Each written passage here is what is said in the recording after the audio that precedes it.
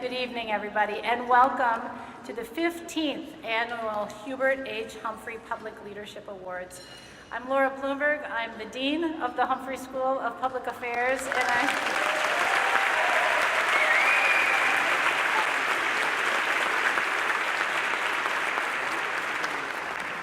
well, that was fun. I'm delighted by the applause, and I'm delighted that we're all here together tonight. We're joined this evening by a number of friends and partners and collaborators and colleagues and sponsors from just down the street and across the country, and I'm so pleased to say that. We have members of our distinguished Humphrey School Advisory Council with us tonight, and our Advisory Council Chair, Judge Jack Thunheim, is here. We're joined by President and Mrs. Kaler, Regents Omari and Lucas, a number of elected officials, and so many great leaders in this community that make the civic fabric of this great state a wonderful place to be. So thank you all for being here.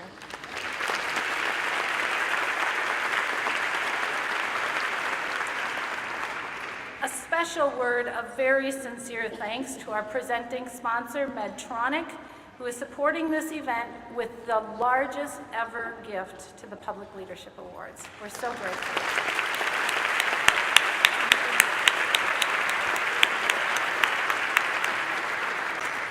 And also a very special thanks to our premier sponsor, Target, that has supported this event consistently and generously for over half a decade. Again, thank you so much for your generous support.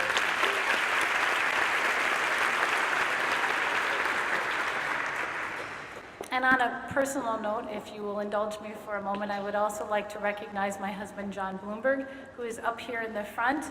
He is not only, oh yeah, we can give him a round of applause. He is not only my best friend, but he is, in a good way, my fiercest and toughest editor and advisor, and for that I'm really grateful. I also have to tell you that tomorrow, John and I have the great good fortune of celebrating 32 years of marriage to each other.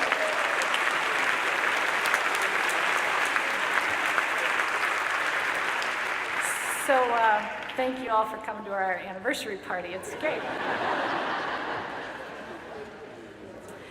We all know that events like this don't just happen. They take the hard work and dedication and stick-to-itiveness of a tremendous number of professional and talented staff, and we have those professional and talented staff at the Humphrey School, and I'm so proud to be able to work with them. I would call them out by name, but I want to tell you something truly that happened today. I talked about this, and they said, do not call us out by name. We're going to be busy, we're going to be running around, we're going to be sweaty, and we don't want to be recognized that way. So we're going to just recognize in total our admissions, or our communications, our development, and our tremendous Dean's Office staff who are here working so hard this evening. If we could just give them a round of applause.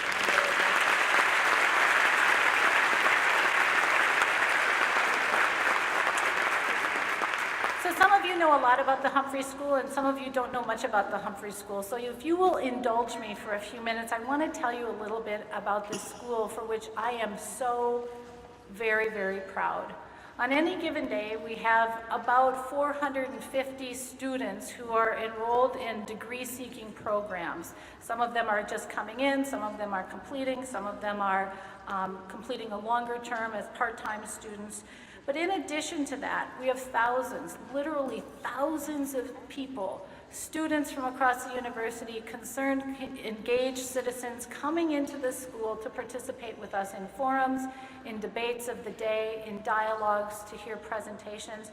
The school is humming most of the time. As I just told somebody in the reception, this is no joke. You're not going to believe it, but it is no joke. In the last year, in the last 365 days, we hosted over 1,000 events at the Humphrey School. That means multiple things happening multiple times of the day in multiple places. Because what we want to do is make the, isn't that great?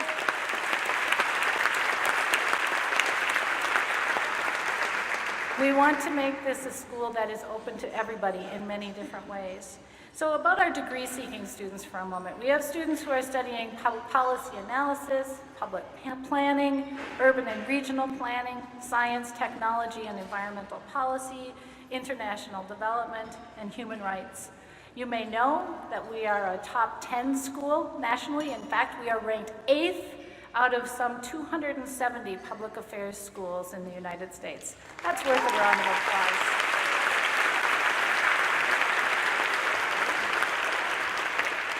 Two other little details about which I am also very proud that are lesser known.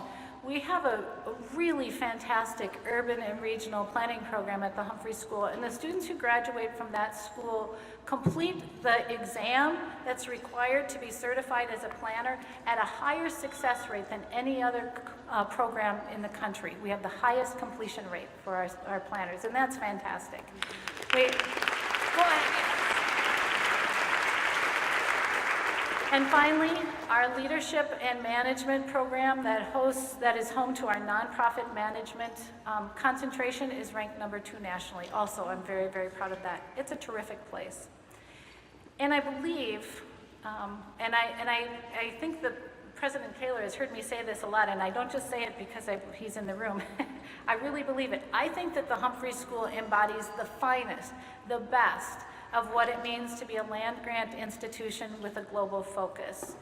With about, give or take, 15 to 18% of our students coming from countries outside the United States, our classrooms are alive with discussions about comparative politics, global perspectives, creating opportunities for students domestically and internationally to compare what's happening in their countries and in ours. It's a lively place because we have a global focus and because we take very seriously our land-grant orientation. Our graduates go on to serve public life globally, certainly nationally in the federal government. I just got back from DC last night and I met an enormous number of federal employees who are Humphrey graduates, and certainly they are leaders across Minnesota. You will see Humphrey graduates enriching this state as leaders in every corner and at every level of civic life, from neighborhood associations to the governor's office, and from small nonprofit organizations to our largest foundations, NGOs, and intergovernmental organizations. Enrollment-wise, we are a relatively small school by University of Minnesota standards, but we are mighty, and I mean it, we are mighty. Our graduates, I believe, are bringing a Humphrey ethos to bear on global policy issues, and they are most certainly an integral part of the civic infrastructure of this state. And since we're here this evening to recognize excellent leadership, and you are going to see excellent leadership tonight, I want to take just a minute to also tell you what it means to talk about public service leadership at the Humphrey School. Whether our students are studying international development or global human rights or science, technology, and environmental policy, or whether they're those kind of wonky policy analysis folks, we are focusing on what it means to be a true public service leader and this is an important part, in a shared power world. We are encouraging our students every day to grapple with tough questions like this. And I just jotted some down just from things that we've been talking about just recently. How do we advance effective bipartisan public policy in a fiercely partisan environment? How do we stay true to core public service values in the face of tremendous global human rights abuses? This one's particularly important to me. How do we demonstrate the value of evidence-based decision-making while at the same time acknowledging that some issues, by their very nature, elicit emotional, not data-based responses from the people most directly impacted by them?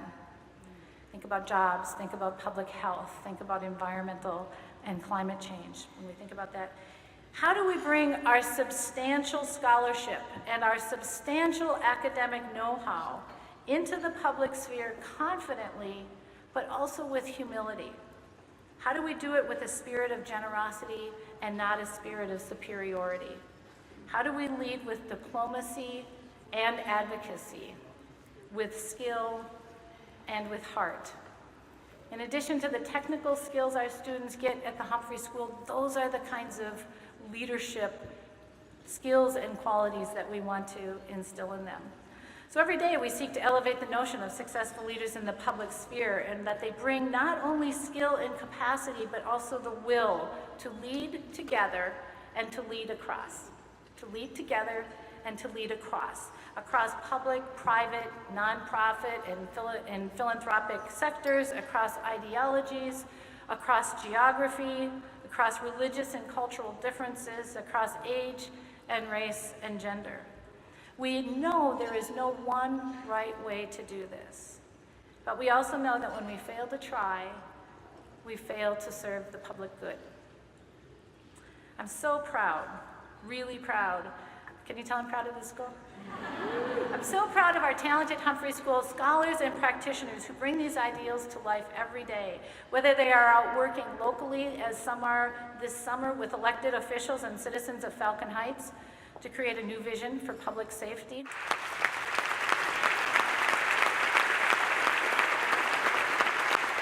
Or whether they are working with community leaders in the Cedar Riverside neighborhood to create pathways to economic security for our newest Americans. Whether they are working globally, as many are this summer, in Central and South America, gathering data on citizens' understanding of human rights abuses and human rights protections.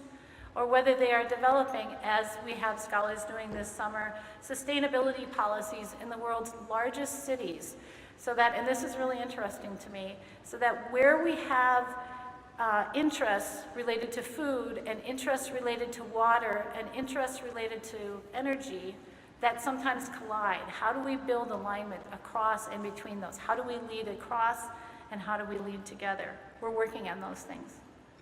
And I'm proud that we're shining a bright light tonight on leaders in this community and across the country and in many respects across the world whose dedication and focus also embodies this vision of leading together and leading across. You'll hear in their stories tonight a simple but very important truth. This notion of leading to advance the common good is hard work. It's hard work. It requires dedication and focus and courage and endurance. It requires grit, and I believe it requires heart. The leaders we recognize this evening embody all of these traits. Their stories truly have inspired me, and I think that they will inspire you too this evening.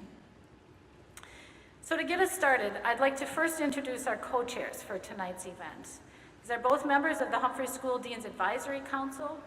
Irene Corshi is the Vice President for Product Quality and Responsible Sourcing at Target, our premier sponsor, and Rod Clark is the Vice President of Global Communications and Corporate Marketing at Medtronic, our presenting sponsor. I'm very grateful to both of these individuals. They've done so much to make this dinner and the scholarship efforts that this dinner supports a success. So Irene and Bob, will you join me up here?